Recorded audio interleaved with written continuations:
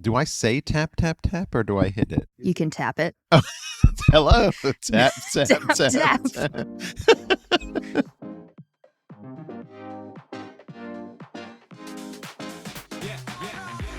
Hello, and welcome back to another episode of Mastering Retail, brought to you by Essential Digital Commerce. I'm Mark Mannino, Chief Operating Officer of Essential Digital Commerce.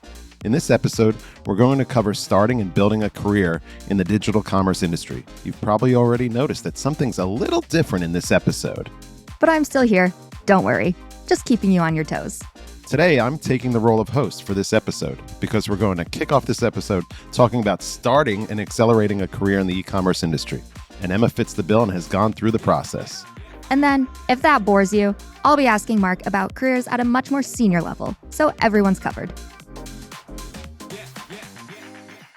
Emma, this is a rather unique podcast in the Mastering Retail series, so I'm sure a lot of first-time listeners will be on board, and they don't know anything about you. Can you take a second and give us a brief introduction of you, what you've done, and how you've gotten here? Yeah, sometimes I don't think I know anything about myself either.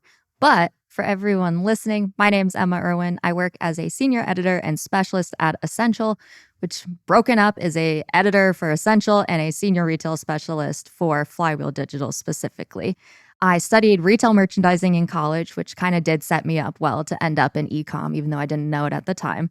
I worked a bunch of retail jobs at the Mall of America and then had actually gotten set up with two people out of Minneapolis, former Target people that did a podcast about omnichannel retail. And so that's how I ended up with a mic in front of my face at first. And it kind of just came back to me through working at Flywheel. And it's been a wild ride ever since. So let's focus, for a lot of my questions, I want you to focus more on the digital commerce expert role. So a few years ago, you're walking around the University of Minnesota campus. You're a junior, you're a Golden Gopher, you're going to football games. You knew exactly what you wanted to be, right? You knew that there was this e-commerce specialist role that you were going to take, right? Is that how everybody should think about it? Absolutely not. So I didn't really know what I wanted to do. It's really hard when you're a college student to actually know what roles exist. Like you can read, even if you came across the role e-commerce specialist, what is that actually? And so I didn't really know. And I graduated right like March 2020 is when I finished undergrad, which was a bad time. And then I went and did a year of a master's as like a placeholder. But I was just looking for jobs. I think I applied to like 250 plus jobs, never heard back. God. I know. Yeah. Never heard back from anyone, not even for an interview. And then one day I'm scrolling through LinkedIn jobs and this e-commerce specialist role appears in my feed for Flywheel Digital. And I was like, you know what? That sounds interesting. Maybe I'll go more of that digital route. And so I applied and heard back from the recruiter the next day and was eventually hired like a week later. And so that's how you ended up in Baltimore. Yeah. So that sounds a little bit random because there's 200, you looked at literally 250 roles.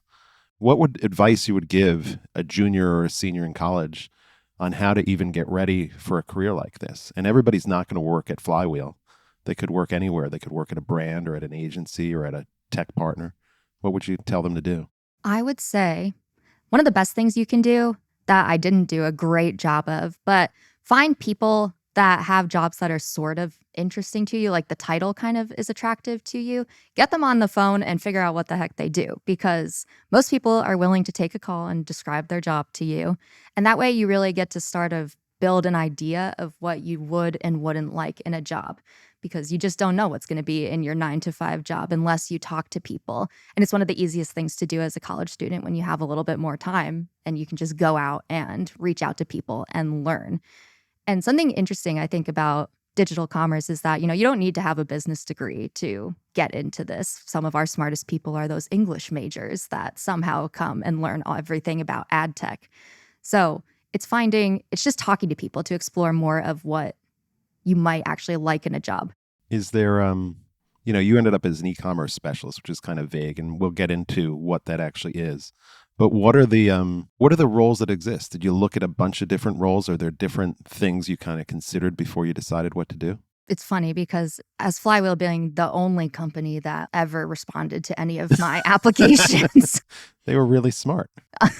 But It was interesting because they had two jobs available that were kind of marked as entry level. And I will talk more about this, but one was a retail specialist and one was a media specialist. And I had really no clue what the difference between those were. And it was actually quite difficult. I didn't really learn the difference until like a few months into the job. But you see roles like that. Sometimes it could even be like marketing specialist or retail specialist. And it does kind of define the work that you do. But I was looking at it and the media specialist, I thought media meant like journalism and TV and whatnot, not necessarily kind of the advertising we do. And that kind of goes back to my point of just talking to people because I hounded the recruiter who reached out to me trying to figure out what this job was. And I ended up picking retail just because I had retail merchandising attached to my name as a degree. Yeah, it sounds like a slam dunk. Well, now's a good time. Why don't we get into the two roles? Okay. Can we describe a little bit about what each one does and how they should think about it? Yes. And there are more than those two roles. There are roles across, I mean, if you can do graphic design in Photoshop, you can make really cool pictures for e-commerce. You can do data science, engineering, finance. It's not exclusive to retail and media specialists, but I think they're much more like open buckets in terms of anyone can kind of really float into a retail or media specialist and learn their way through it. So on the retail side of things, I break it into three buckets. You have executionary tasks, reporting and deck building, and then ad hoc. And what you're doing as a specialist, whether it's retail or media, is you are attached to like 3 to 5 clients, sometimes more, and you're helping them grow their business on whatever platform you're working on. That can be Amazon, Walmart, etc. On the retail side, we primarily stick to Amazon, so that's what I know the best. But let's talk executionary tasks. That is just, did the title break on a PDP? You're going to go fix it. Did the images fall off? You're going to go fix it. Is there something wrong with the buy box? You're going to go fix it as a specialist. So you're just doing the actual catalog maintenance work. Reporting and deck building all floats into your clients probably want some kind of reporting from you, whether that's like inventory weeks of cover or it's looking at 3P sellers on your listings and sending reports weekly and then building PowerPoint presentations for your clients to understand their performance of the past week or however long the period is. Ad hoc tasks is literally everything else your client could possibly ask you to do. They can, let's say they launch a new product. They want to know how the ratings and reviews are doing. You're going to go scrape the ratings and reviews and put together a presentation to talk about what people like and don't like. So tasks like that. First, what's your favorite part of doing that? What's like the most exciting part? I would say this is not what you're going to be expecting, but anytime you do something that really makes your client happy, like I think as a specialist, you're just striving to do good work and make your client really happy. But when you get it done and your client is so happy that you actually made it come to life and they didn't have to do it, that's kind of the best part. Yeah, the one thing I would call out, because you mentioned a lot of things that sound very task oriented, that I go and fix this, I go and do that, and the one thing I've been most impressed by our retail specialists, and really all the specialists we have, is that experience and getting into, and we'll talk about that later when you ask me questions, I think, getting your hands dirty into what's actually going on and what's actually happening ends up making you one of the most experienced people in the industry, and you know how this all works. And you'd be amazed how many people, senior people that we work with, don't know how this works and what to do. When you work with your clients, what level client are you speaking with? Like how high up in the business? They're usually account managers who run the Amazon business. And then occasionally you'll get clients where their like director of e-commerce will join calls. That's not always a given though. But it's usually account managers are like your main point of contact and they make the decisions. And then they kind of have their own team of, they're not called specialists, but people who kind of do the same task work underneath them. And 2 or 3 years into your career, you're working with someone who's 10 or 20 years into their career, which I think is really exciting and impressive. I'll do a little bit on the media side. Basically, what you're doing is you're launching campaigns, but there's actually the strategy before that over what type of customers and consumers do you want to address and talk to? What ad units and placements do you want to use to talk to them? If you're curious about the industry, just open your Amazon app or open the website and look and see all the things that say sponsored on them. Those are all ad placements that we control. And then once you're launching campaigns, you're evaluating how the performance is, right? And it drives right into the retail side and the product detail pages that Emma and her colleagues are controlling. And I've always found it, to be honest, when and I've risen up on that side of the business, the most gratifying thing, because it's one of the few roles in the world where you do something and literally the next day if it worked or not. So it's really fun. Yeah. All right. I wanted to move this along a little bit to, you're first starting, right? You just show up in Baltimore at Flywheel's office or at Spotlight's office in New York or Perpetua in Toronto. How were you onboarded? What do what is expected of you on day one? And, what do they teach you and how do you get going? I'd say on day one, just showing up is what is expected of you with an open mind and you're ready to learn. And so Flywheel specifically, which I'm going to guess a lot of the other companies have very similar kind of onboarding processes, it doesn't matter. But what you do is you're going to go through about 4 weeks of hardcore training where almost every day a week, you're going to get an hour-long lesson on something about e-commerce. And so everyone starts out on the same page where what is e-commerce? What is Amazon? What are you looking at when you see an Amazon page? And then eventually you'll start splitting off into your different fields. Our analysts will go and do their own sort of thing, learning more about the data side. Media specialists go and learn more about the advertising, and retail specialists go and learn about things like the written content and the buy box and purchase orders and fun jazz like that. And then after those 4 weeks are over, you're kind of just thrown onto a client account and you're assigned a training buddy, but it's kind of up to you to just start digging around, seeing what other people are doing, learning how to create the right case language, asking questions, and just figuring out, not on your own, but taking that initiative to really kind of figure out what you're working with. And I would say you're never really done onboarding because you're always, the theme of this podcast is that you're always learning something new and you're never going to really know everything. So it's just a continuous process. And like I said, really the only thing that's expected of you is for you to show up and want to learn. Be curious. Yeah. I mean, related to that, but you've been doing this now for how long? 2 years. Has it changed how you shop or how you think about shopping and all that? I would say once you understand what you're looking at when you search any word and you see 4-ish sponsored products and then the rest of the listings, understanding the paid versus organic element and a buy box puts you just above the average consumer. I call everyone else the others who don't understand those two elements. But what I have said, it hasn't necessarily changed how exactly I shop. I do kind of think about sometimes if I want a generic product, we always use the garlic press as an example of just a generic product where you don't care about the brand. Before working this job, I would have seen a sponsored listing show up and I would have been like, ew, an ad. But now I know that could actually be the perfect product for me. And they just did the work so that based on all of everything they know about me, that probably is a good garlic press for me to buy. Alternatively, away from the actual shopping method, I was not taught anything really about the funnel. I kind of learned about path to purchase, but not necessarily in terms of marketing and advertising. So now I'm always thinking, anytime I go buy a product, I'm like, where did I first see that? Where did I first get that original thought, trying to trace back why I want something in a more complex way did I see that? Did some influencer in a YouTube video have an ad about it? Was it on TV? Was it on a billboard? Where do I see that first thing? And then how many cycles of an ad does it take for me to actually buy it, if any? Yeah. While we're thinking back into the past, I'm going to turn your normal question around on you. You normally ask guests, what's the last thing they bought on Amazon? What's the first thing you ever bought on Amazon?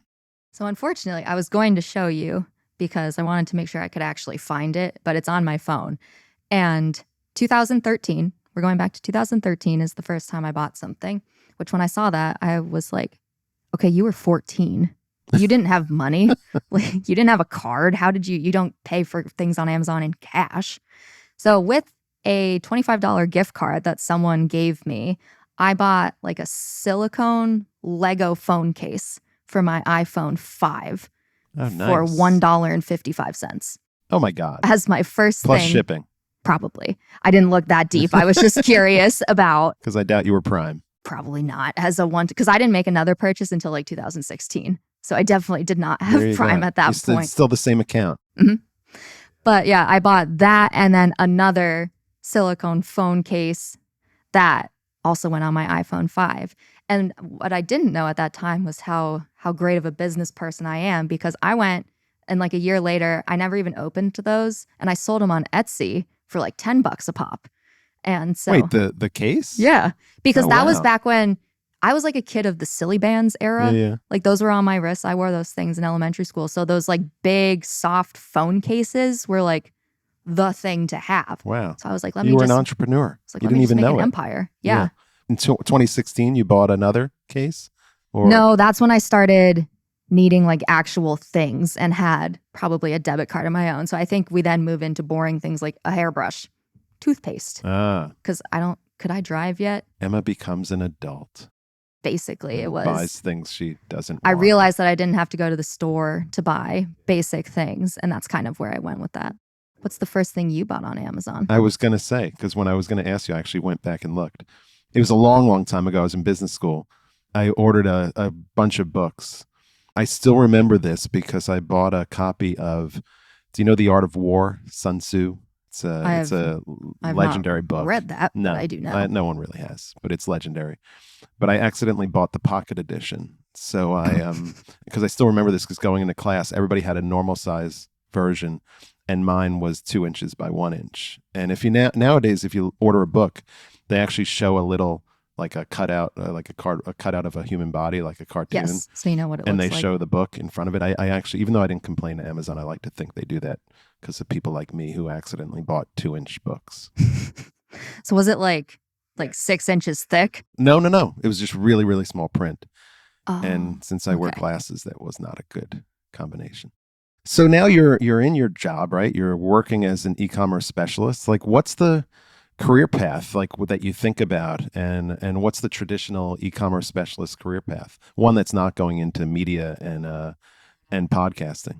So I like to think of it as like what isn't a career path for someone who starts out as an e-commerce specialist. If you're gonna go the more traditional route, so if let's say you're at an agency like a Flywheel, you are going to start as a specialist and then you'll make your way up and be able to do more kind of managerial things and thinking more about strategy for a client rather than fixing things.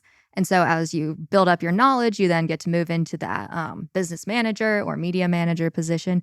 And then you can move your way up into kind of director level where you're starting to think more about your own company's business rather than the business of clients. But you can also switch over to go work for a retailer. I think we come out with a lot of skills that someone like Amazon would find valuable. You don't have to do as much training because people understand the back end and how things work. You can also go work for a brand. We have lots of people who go from agency to brand because now they've learned how to drive business on a platform like Amazon or Walmart. And you can take those skills and apply them directly to the brand, and you get different priorities and whatnot. But you don't necessarily have to stay in those lanes of making your way up, kind of like a management ladder in e-commerce. You can switch over to, let's say, I want to go do media. I can do that. You want to go more creative with it. You can kind of float your way into digital marketing. You can go really gung-ho into like supply chain and go work on really any field. We do so much in our day-to-day jobs in e-commerce and you explore so many different fields of business that you can really kind of take it wherever you want. Yeah. I mean, as a leader, I'm a big proponent of taking it wherever you want. Like, just not so much hopping around, but follow what you're interested in. Yeah. Because there's so many different options. And the teams we've built here and that work at our companies or even similar companies are so marketable. These people, they can do.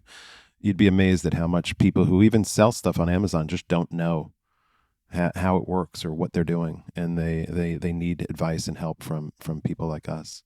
Since we like to talk in threes, I'll wrap it up with what are the 3 most important things that a college student or someone interested in entering digital commerce should need to know or think about. I forgot about this question until right before we pressed record. But off the top of my head, I think be ready to learn new things.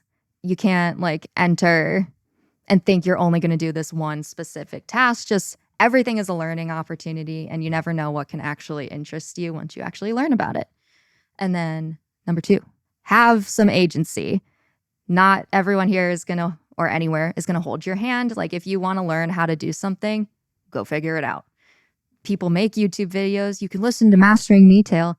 Go figure out how to do the things that interest you or you're curious about, or you saw someone mention something on a call and you have no idea what the heck they were talking about.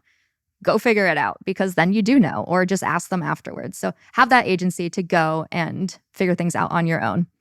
And then lastly, talk to people within your organization. You can very easily, especially if you work like remotely, kind of like I do, you can not really talk to anyone all day long, but anyone that does something interesting to you, go talk to them because you never know where that might take you. Building relationships is critical for your career. I agree 100%. All right, that was fun, but I want my hosting role back.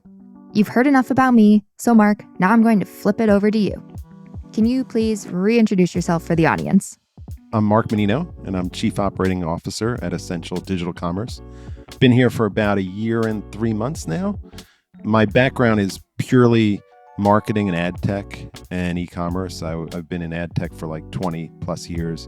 Most recently, I spent 9 years at Amazon, focusing primarily on the programmatic business, what became the DSP, and then my last year and a half on sponsored ads. Okay, so as my first question for you, I want to know what makes a good senior hire. Alex McCord in the Building a Digital Commerce Team episode made a point about how we need doers out here, not just strategic thinkers. So is it, oh, you worked for Amazon for 10 years or? No. And Further I don't elaborate. mean to be like it. Well, first of all, it can. I think that the key thing that I've found out here and really anywhere, we talked about getting your hands dirty.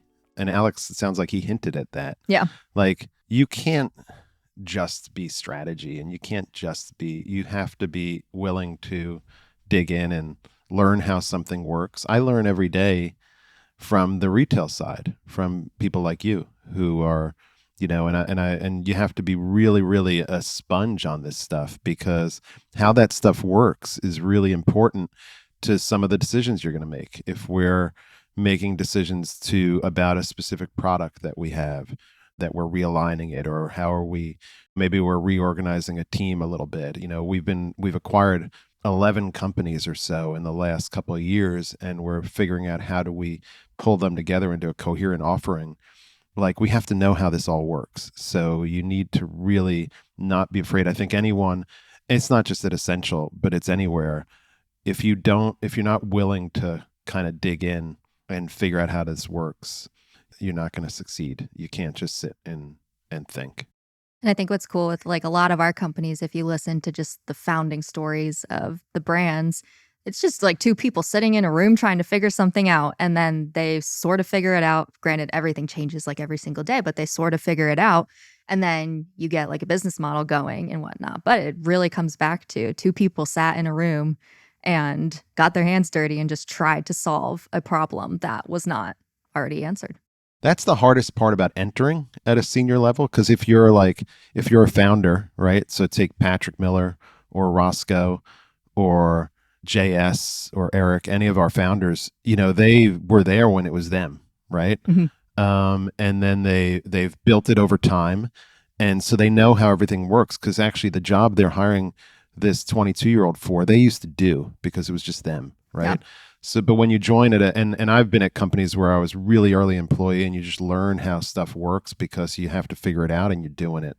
It doesn't matter what your tenure is or how old you are. And, but when you join, when there's already hundreds or 1,000 people, it's really hard to get into the weeds like that, which is why I try really hard to make close connections with people who are on the front lines, right? And I was lucky enough when I joined, I had a few people who just reached out to me and said they wanted to learn from me, and they may not even know it, but I'm actually sucking as much knowledge out of them and vice versa. It's a very, it's a good give and take because I need to know that stuff.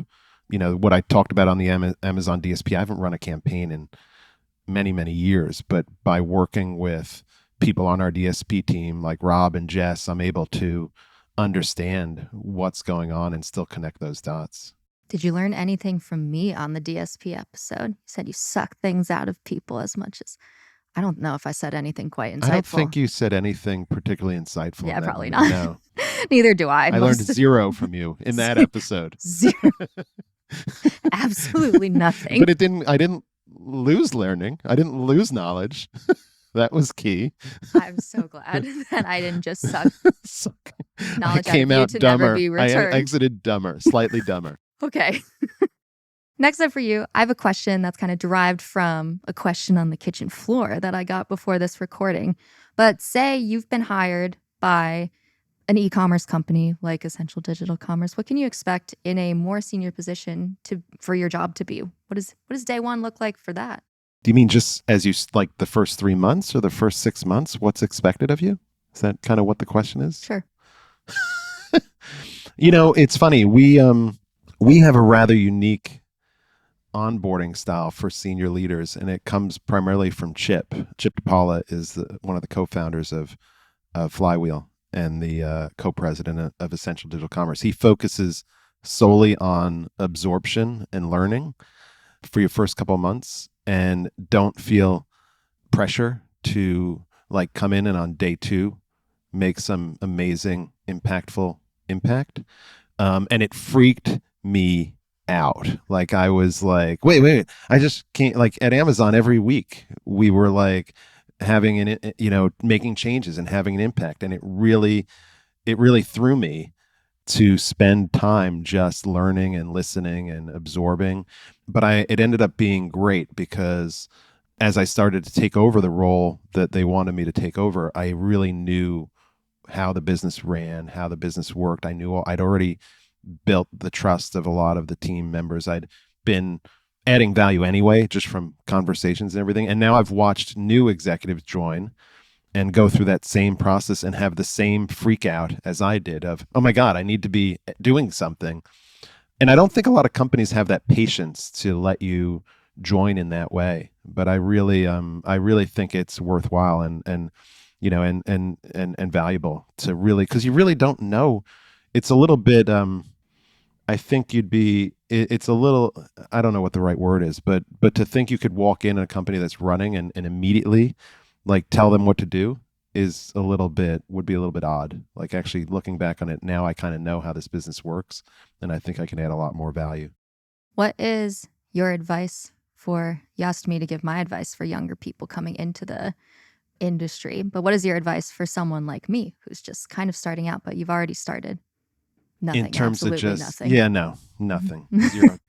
It's funny because when you did your three things, it kind of mirrored the way I was thinking about this. Because one is, you really need to be in an industry like this. You really need to be resilient. Like we are always changing things. It's changing on us, right? If you are not resilient and cannot handle change, you will hold yourself back. If every time someone says, "Hey, I've got you doing X, but I want you to do Y," if that throws you, or you think, "Well, that's not what I was promised," people will just work with other people. To be honest with you, like the people that we want to work with as leaders and as young leaders, and the people that we want to bring up and elevate are the ones who can handle that, because we're not an insurance company. We're not a coal mine. Things are changing every day here, and you have to just be ready for it. Another thing is, I think, is just being curious. You talked a little bit about that, and having a point of view. Like you'd be amazed that people 2, 3, 4 years into their career know so much more about certain things than I do, because you're doing it every day. You're talking to customers every day. I don't get it to talk to customers as much, and so being curious and learning and building that knowledge base, and then not being afraid to give your point of view. No one's ever been yelled at least here, for having a point of view, even if it's wrong. So we learn about it. It's usually, there's value in it. What we don't want is someone to just meekly wait to be told what to do and not really express what they think should be happening, because that's why we hired you. And then I think the last thing is really finding a mentor and mentors, finding people to emulate. Like I said, there's those people who've reached out to me even like the first week, right? And I didn't know who they were, and they wanted to catch up, and we still have a biweekly or monthly one-on-one, and it goes both ways. But finding mentors at any level of your career just helps you, because you don't know, and your manager might not know either. And having someone external or on the side, both at the company you're at, or and then also just in the industry. I mean, I still mentor some people that worked with me at Amazon, and I still do calls with them regularly, because they just need that external perspective on, hey, this is what's going on. What should I do in this? And it helps them. I love doing it. And you'll find people that really like it. And lastly, I'd say, because there's going to be someday we're going to need people. And if you only reach out to people when you need them, they know that. One more question for you. What person or project has had the most impact on where you are in your career today? It's a good question. I worked for one guy at Amazon. I mean, I've been really lucky. I've had a lot of great managers and bosses and whatever you want to call them. But I worked with one for a couple of years that was just, I'll tell you one thing. He was hard. He was tough. He pushed me and the team harder than anybody I've ever worked for or with. And going in, I was a little nervous about it and everything. And people would be like, how, but he taught me more and developed me more than anyone I'd ever worked with. And I think the lesson there is a couple of things. One is that sometimes you want to work for that really, really tough boss. I mean, he was fair and we worked really well together, and he never put me in a position that I was going to fail in, because we were in meetings with SVPs at Amazon who'd been there 25 years, and those were tough meetings. And I never was put in a position where I thought I wasn't ready, because I'd already been through him, right? We'd already gone through. So push yourself to work for the hard boss and for the person who's really going to push you. It's just like going to the hard, everyone applying to college wants to go to the better school or this or that, which, you know what, it's a little harder, but it'll push you. And you want to work at people want to work not in our industry, but at Goldman or McKinsey or Bain. Yeah, it's hard, but it's going to push you, right? And we hope Essential Digital Commerce gets into that area where people think like that. The other thing, I made a big mistake because I actually left him I was working for him and it was going really well, and I left, and that was a mistake. And I'd say if you're working for a really good boss, cherish it, because you know what you've got. And I think I left a little bit too early in my tenure working with him, because I could have probably learned a lot more and developed a lot more, but that's a lesson learned. What should people, they just listen to this show and they want to start building their career in digital commerce, what should they do right now? Well, it depends where they are in their career, school or whatever, what year they are, how close they are to doing this. But I would take a few of the lessons we had in the episode. One is I'd really be curious and spend time shopping online. I love it. Online. It's a shopportunity. Go in and figure it out and learn and look and see if you like what goes on. Because like I said, it's always changing. And the second thing is, you don't have to go get the job to know if you like it. You can take any of these courses. Like I said, Amazon has a certification course. Others are developing them. Take it. It's low. It's cheap. It's free. And it takes a day or two for you to learn, hey, is this something I really want to do?